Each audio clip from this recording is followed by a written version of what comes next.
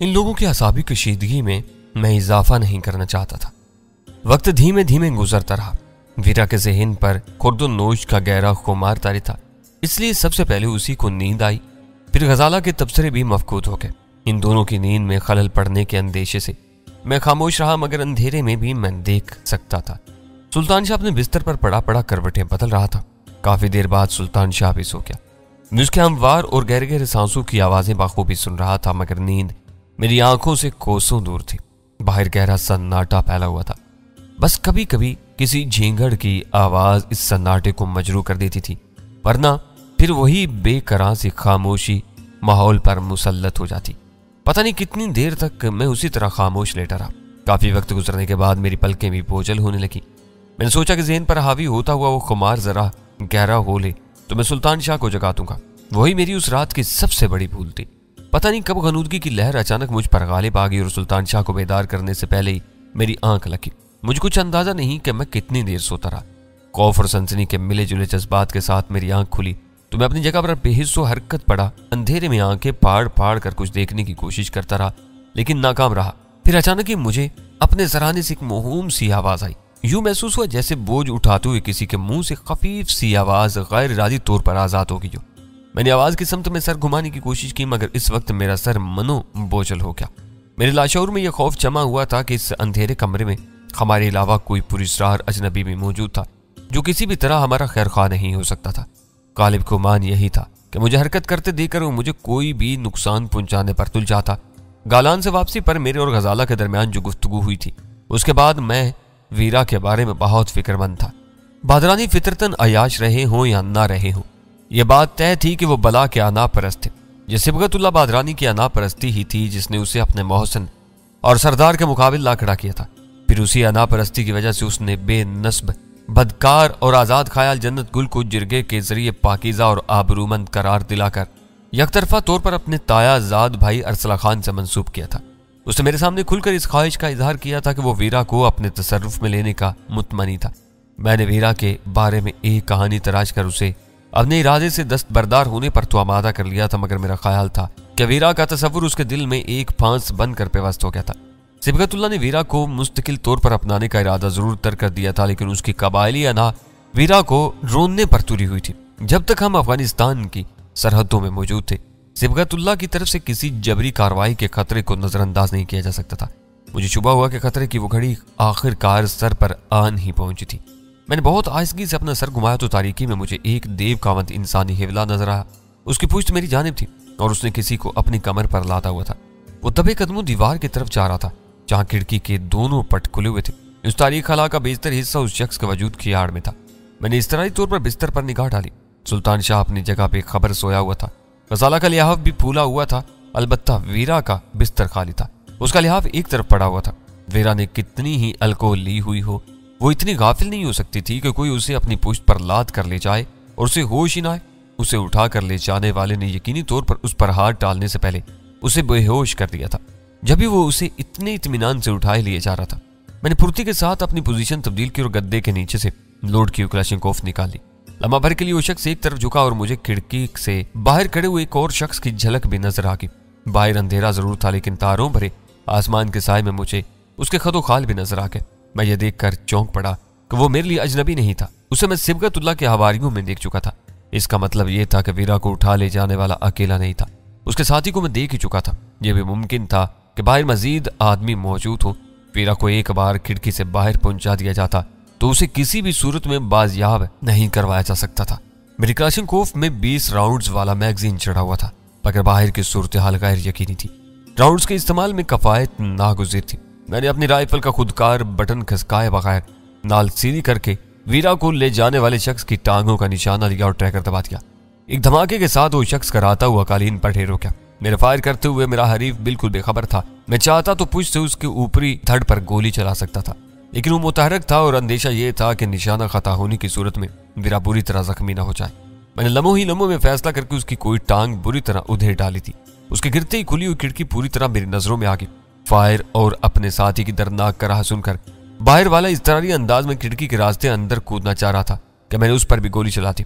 इस बार मेरा निशाना खता हो गया, मगर एक फायदा हुआ कि वो अंदर आने के बजाय खौफजदा होकर बाहर की तरफ कर गया। फिर बाहर की फिजा कई पै दर पै फायरों से लर्ज उठी। बाहर वाले ने जल्लाट में शायद अपने पिस्तौल का पूरा मैगजीन हवा में खाली कर दिया था। मैंने यह बात खास तौर पर नोट की कि बाहर का रद्द अमल बहुत महदूद था। उसका एक ही मतलब था कि हमारे मुकाबले में उन दोनों के अलावा कोई तीसरा मुतनफ्फिस नहीं था। सुल्तान शाह पहले फायर के साथ ही हड़बड़ाकर बिस्तर से निकल पड़ा था और अंदाजे से उस तरफ झपटा था जिधर हमारे बकिया भरे हुए हथियार रखे हुए थे। लेकिन मुझे इस बात पर सख्त हैरत थी कि बाहर से जवाबी फायरिंग होने तक गजाला ने कोई जुम्बिश नहीं की थी। ना ही बाहर रहने वाले 3 चिंगारियों का कोई रद्द अमल सामने आया था। मैंने अपनी जगह छोड़कर अपने जख्मी हरीफ की तरफ छलांग लगा दी। वीरा कालीन पर जिस तरह गिरी थी उसी तरह बेसो हरकत पड़ी हुई थी। मैंने अपने हरीफ के डैल डोल को देखते हुए उससे दस्त बदस्त मुकाबला करने का इरादा तर्क करते हुए उसके बाएं पहलू पर फायर किया, मगर वो खतरा भांप कर उसी लम्हे दाहिनी तरफ झुका और गोली पत्थरों की दीवार के किसी जोड़ में पस्त होगी। वो दाहिनी तरफ झुके झुके ही पलटा और किसी फुर्तीले चीते की तरह जस्त लगाकर मेरे ऊपर आ गया। मेरे लिए उसके उड़ते हुए वजूद की झोंक को संभालना नामुमकिन था। मैं उसके साथ ही कालीन पर ढेर हो गया। वो गुर्राते हुए किसी अजनबी जुबान में कुछ बके जा रहा था और मुझे बुरी तरह झंझोड़ रहा था। हैंड्स अप, मैं गोली मार दूंगा। अंधेरे में सुल्तान शाह की गुर्राहट गूंजी।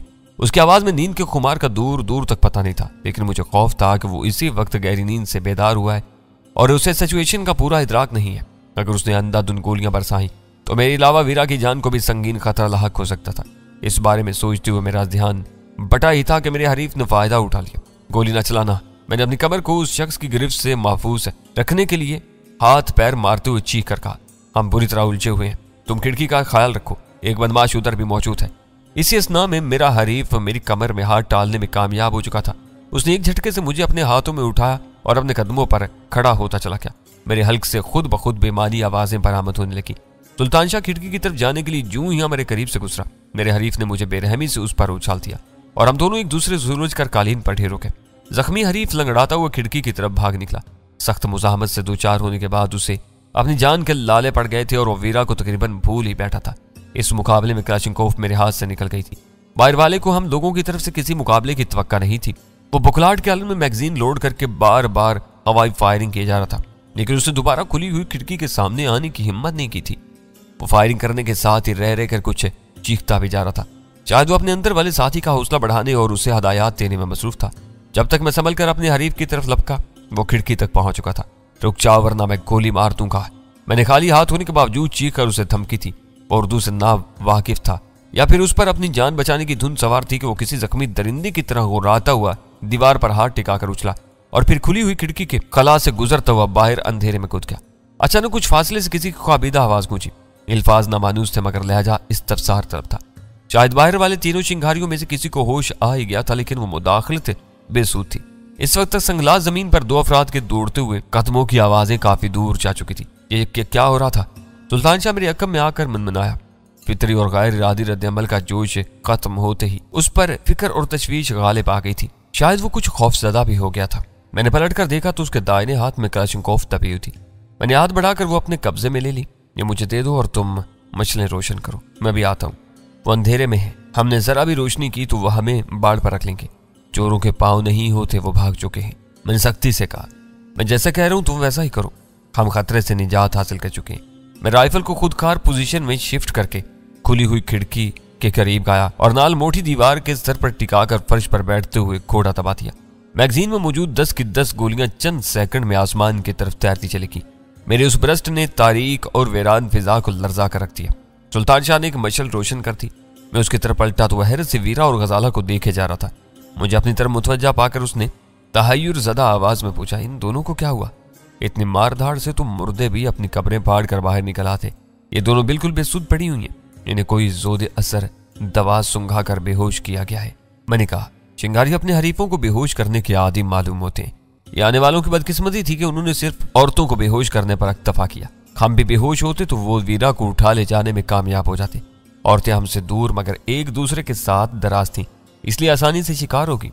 लेकिन तुमने कैसे समझ लिया कि यह शिंगारियों की हरकत थी? क्या हम इनके सरदार के मेहमान नहीं है? मेहमान होना और बात है, सिबगतुल्लाह की वीरा पर नजर थी। ताज़ा वाक़यात इस सिलसिले की कड़ी है। हम गालान से यहाँ तक किसी के रहमो करम पर थे। वो वीरा को जबरदस्ती भी छीन सकता था। उसे इतने हेर फेर और ढकोसले की क्या जरूरत थी? पोलजन अमेज लहजम बोला क्योंकि वो तफसीलात से बाखबर नहीं था। दोहरी शख्सियत रखने वाले लोग हेर फेर के बगैर कोई काम नहीं करते। वो डंके की चोट पर वीरा पर हाथ डालता तो पूरी शिंगारा वैली में बदनाम हो जाता। उसकी नई नवेली सरदारी ऐसी बदनामी की मुतहम्मिल नहीं हो सकती। रात के अंधेरे में यहाँ रूनमा होने वाली वारदात नामालूम मुजरमों के सर डाल दी जाती। जब वीरा से उसका दिल भर जाता तो वो वीरा को मरवा देता या फिर बेहोश करके किसी दूर उफ्तादा वेराने में फेंकवा देता। इस तरह वो कोई बदनामी मोल लिए बगैर अपनी अना को तस्कीन पहुंचा सकता था। फिर अब क्या होगा?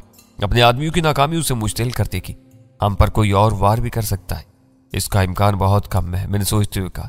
हर किस्म के वसाइल पर दस्तरस रखने के बावजूद ये लोग लासिल्की मवासलाती सहूलतों से बेबहरा है। रात में यहां से गालान का सफर इख्तियार करना नामुमकिन है। सिबगतुल्लाह को दिन चढ़ने से पहले इस नाकामी की इत्तला नहीं मिल सकती। इन लोगों की नई हदायत के साथ वापसी दोपहर से पहले नहीं होगी। हो सकता है कि इस वक्त तक हम यहाँ से काफी दूर निकल चुके हों। सुल्तान शाह गजाला की देखभाल में मसरूफ हो गया। मैं वीरा के करीब जा बैठा। मैंने वीरा की आंखों के पपोटे उलट कर देखा तो उसकी दोनों पुतलियां ऊपर चढ़ी हुई थी और आंखों की सफेदी भयानक मालूम हो रही थी। इस वक्त मौसम खासा खुनक था। मैं वीरा को कालीन से खींचकर उसके बिस्तर तक ले जाने की कोशिश में मसरूफ था कि खुली हुई खिड़की से एक आवाज सुनकर मैं बुरी तरह भड़क उठा। वो वहीं मुकीम शिंगारियों में से एक था और हमसे कुछ पूछ रहा था। गालिबन उसने बंद दरवाजे पर तबाह आजमाई के बाद रोशन खिड़की का रुख किया था। मैंने वीरा को छोड़कर घुसीली नजरों से उसकी तरफ देखा। हवा से होले होले भड़कती हुई मशल की रोशनी बराह रास्त उसके चेहरे पर पड़ रही थी। मैं उसकी बड़ी बड़ी आंखों में तैरते हुए खुमार के सुर्ख डोरे बआसानी देख सकता था। मैंने उसे अंदर आने का इशारा किया और वो खिड़की से गुजरकर अंदर आ गया। उसके साथ ही बकिया दोनों शिंगारी भी अंदर आ गए। तीनों की आंखें गहरी नींद के असरात से बोझल हो रही थी, मगर इस वक्त वो सब असलहा बंद थे। मेरे इशारे पर उनमें से एक ने खिड़की के खुले हुए 24 पट बंद कर दिए। इन हरामजादों से पूछो कि जब फायरिंग शुरू हुई तो ये कहां मरे हुए थे? सुल्तान शाह गुस्से से कहा, अगर हमारे साथ कोई साजिश हुई है तो ये इसमें शामिल नहीं थे। तीनों बेचारे गहरी नींद से उठकर आए हैं। इनकी आंखों में और चेहरों पर हैरत के आसार नुमाया नजर आ रहे। मैंने उनका जायजा लेते हुए कहा, अंधेरे में इनको अंदाजा ही नहीं हो सका होगा कि यहाँ बाहर के लोग आए हुए हैं। मेरे खामोश होते ही उनमें से एक शख्स बोलने लगा। उसका एक लफ्ज भी मेरे पल्ले नहीं पड़ सका। इशारों और अदाकारी के जरिए मैं बदिक्कत तमाम उन्हें सूरत हाल से आगाह करने में कामयाब हो सका। पता नहीं वो मेरा सही मुद्दा भी समझे या किसी और नतीजे पर पहुंचे, लेकिन इतना जरूर हुआ कि उनके मुतजस्सिस और ख्वाबीदा निगाहों में तोफीमी आसूदगी छलकने लगी और उन्होंने सवालात करने का सिलसिला खत्म कर दिया। उनकी मदद से मैंने वीरा को बिस्तर पर मुंतकिल करके उसके बदन पर लिहाफ डाल दिया। सुल्तान शाह ने गजाला को होश में लाने के चक्कर में पानी के छींटे मार मार कर उसके चेहरे के साथ ही तकिया भी भिगो दिया। सब कोशिशें बेसूद है। मैंने एक तरफ बैठते हुए कहा, अपनी तवानाई जाया मत करो। बेहोशी की दवा का असर उतरने से पहले इन्हें होश नहीं आएगा। ये इत्तेफाकी बेहोशी नहीं है जो इमदादी कोशिशों से खत्म हो जाती है। ये कहकर मैंने अपनी रस्टवाच पर निगाह डाली तो वो 3:30 बजा रही थी। तीनों शिंगारी मुजरमाना एहसास के साथ सर झुकाए खामोश खड़े हुए थे। शिंगारियों से इज्तिमाई तौर पर कोई लगाव या हमदर्दी न होने के बावजूद मुझे उन पर तरस आने लगा। लेकिन सुल्तान शाह बरहमी से बोला, इनकी नाक के नीचे इतना बड़ा वाकया हो गया और ये गधे घोड़े बेच कर सोच रहे, अब मैं इन सालों की रात खराब कर दूंगा। ये कहकर वो उन तीनों को घूरने लगा। फिर कंदूर खान कहकर अपना हाथ फिजा में हिलाने लगा। उसका सवाल पूरी तौर पर समझ लिया गया। इशारों की मदद से जो जवाब दिया गया वो भी काबिल फहम साबित हुआ। कंदूर खान जीप के जरिए गया हुआ था और इस वक्त तक वापस नहीं लौटा था। सुल्तान शाह ने उन्हें कंदूर खान की वापसी तक बाहर पैरा देने की हदायत दी। इस बार उसे काफी मेहनत करनी पड़ी और फिर तीनों चिंगारी दरवाजा खोलकर बाहर चले गए। वो जाते हुए भी शर्मसार नजर आ रहे थे।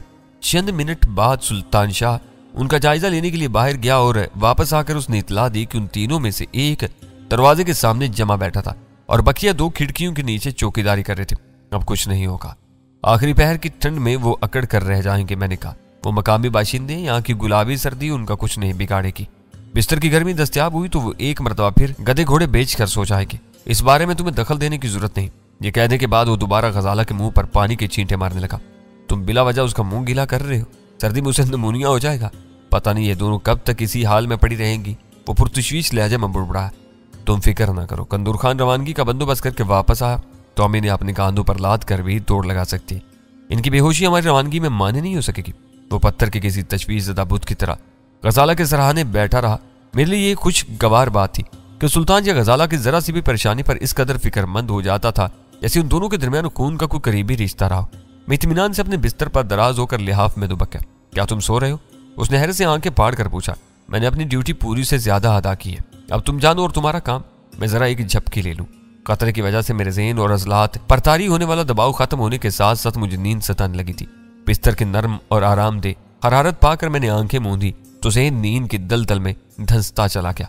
हम चारों सुबह के मामूलात से फारिग हुए तो शिंगारियों ने नाश्ता पेश कर दिया। वो सख्त जान कोस्तानी वक्त से सोने और वक्त पर जागने के आदी थे। सुल्तान शाह ने रात के आखिरी हिस्से में उन्हें शब बेदारी में मुब्तला करके सख्त अजियत से दो चार कर दिया था। वो चल फिर जरूर रहे थे, लेकिन उनकी चाल बिगड़ी हुई थी। वीरा और गजाला को सूरज तलू होने से पहले होश आ गया था। सुल्तान शाह की जुबानी रात की कहानी सुनकर दोनों ही खौफजदा हो गई, लेकिन उनमें से किसी ने मेरी नींद में खलल अंदाज होने की कोशिश नहीं की। मैं 8 बजे के करीब अपनी नींद पूरी करके ही बेदार हुआ था। हम नाश्ते से फारिग होकर बाहर धूप में आ बैठे। गुजरे हुए वाकयात के बारे में दोनों औरतों के सवालात का सिलसिला जारी था कि दूर से जीप आती हुई नजर आई। इंजन का शोर सुनकर तीनों चिंगारी भी अपने कमरे से बाहर निकल आए और करीब आती हुई जीप का नजारा करने में मसरूफ हो गए। चिंगारियों ने बेताबी से हाथ लहराकर जीप को रास्ते ही में रोक लिया। कंदूर खान कुछ देर उनसे बातें करता रहा, फिर जीप तोड़ाकर हमारे पास आ पहुंचा। वो नीचे उतरा तो उसके चेहरे से जाहिर हो रहा था कि वो खूब गहरी नींद लेकर वापस आया था। उसकी आंखों के निचले पपोटों पर छाया हुआ वर्म इसकी बसियार नोशी की कहानी सुना रहा था। मैं हैरान हूं कि पिछली रात किसी बदमाश ने फरजाना को उठा ले जाने की कोशिश की थी। वो हमारे करीब आते ही गुस्सीले लहजे में बोला, खुदा का शुक्र है कि तुमने उसे कामयाब नहीं होने दिया, वरना मैं सरदार सिबगतुल्लाह के सामने सर उठाने के काबिल नहीं रहता। मैं मानूं कि अपनी जान से ज्यादा हिफाजत करना हमारी पुरानी रवायात का हिस्सा है, और फिर तुम चारों तो हमारे सरदार के एजाज याफ्ता में मानो। क्या तुम्हारी खुशनुदी के बगैर भी कोई इधर का रुख कर सकता है? मैंने चुपते हुए लहजे में पूछा। आज तक ऐसा नहीं हुआ, लेकिन पिछली रात तुमने खुद देख लिया। बहुत बुरा वक्त आ लगा है। नए जमाने के लोग पुरानी रवायात, इज्जत और वफादारी का जरा भी पास नहीं करते, हर कीमत पर अपनी मनमानी कर गुजरते। हम चारों के लिए वो बहुत नाजुक मौका था। मैंने उसे ये जताने की कोशिश नहीं की कि रात को आने वालों में से एक आदमी को मैंने सिबगतुल्लाह के हवारियों की हैसियत से पहचान लिया था। मेरे से इंकिशाफ से कोई फायदा होने की उम्मीद नहीं थी। अलबत्ता कंदूर खान बुरा मान जाता तो बात बहुत तेजी से बिगड़ सकती थी। मैं नरमी से कहा, जो होना था वो हो गया, अब उसे लौटाया नहीं जा सकता। मेरा अंदाजा है कि वो पाइंदा गुल के हमदर्दों की कारस्तानी थी।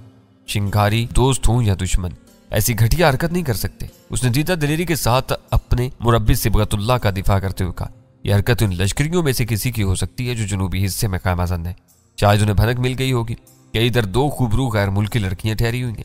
लड़ाई में सरगर्मी से हिस्सा लेने वाले अक्सर गुरीले लड़कियों और पैसे के बारे में बहुत हरीस होते हैं। घर बार और बाल बच्चों से लंबी मुद्दत तक दूर रहने की वजह से उनके मिजाज पर अजीब व गरीब हैवानी जज्बों का गलबा हो जाता है।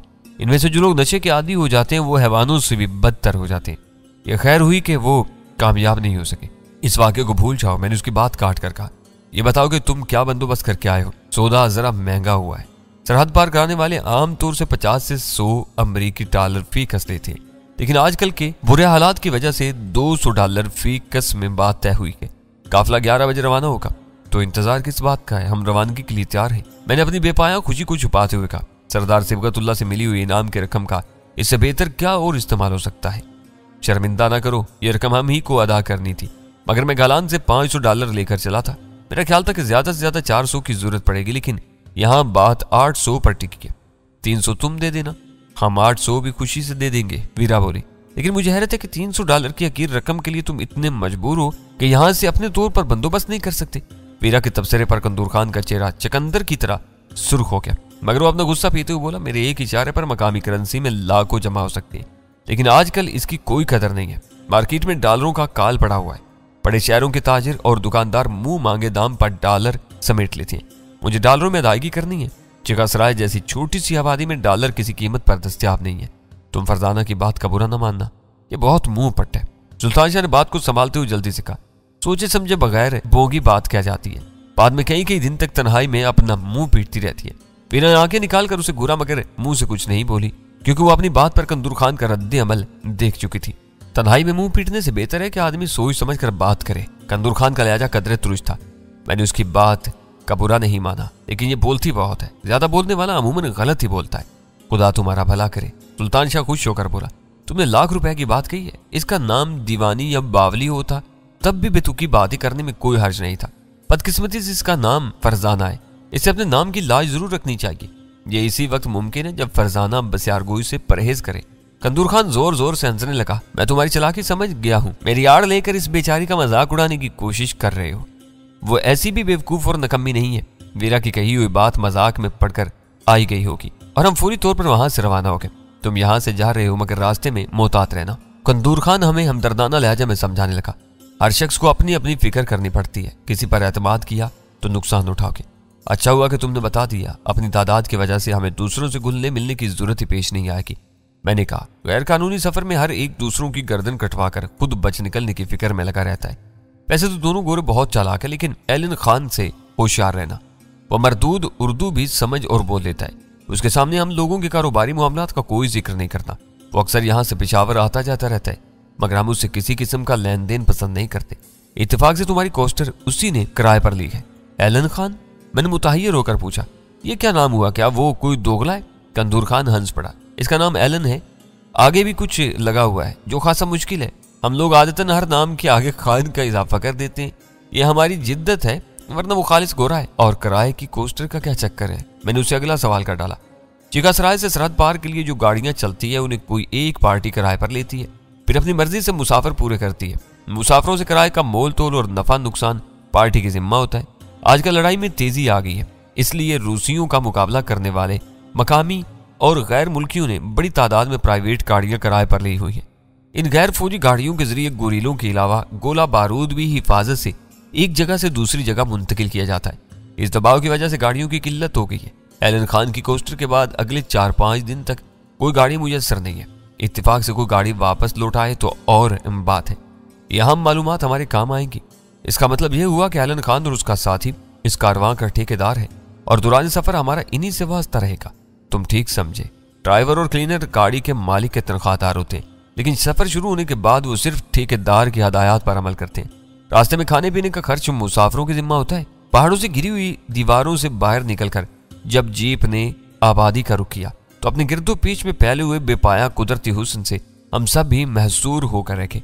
आते हुए हम लोग एक बार बरदार ट्रक के बंद अकबी हिस्से में बेहोश पड़े हुए थे, इसलिए हमें रास्तों वगैरह के बारे में कुछ इल्म नहीं हो सका। लेकिन इस बार हम सफर से पूरी तरह लुत्फ अंदोज हो सकते थे। हमारी महवियत और दिलचस्पी देखकर कंदूर खान ने हमारी मालूमात में इजाफा करना शुरू कर दिया। हमारी दिलचस्पी से उसे बहुत खुशी हुई थी।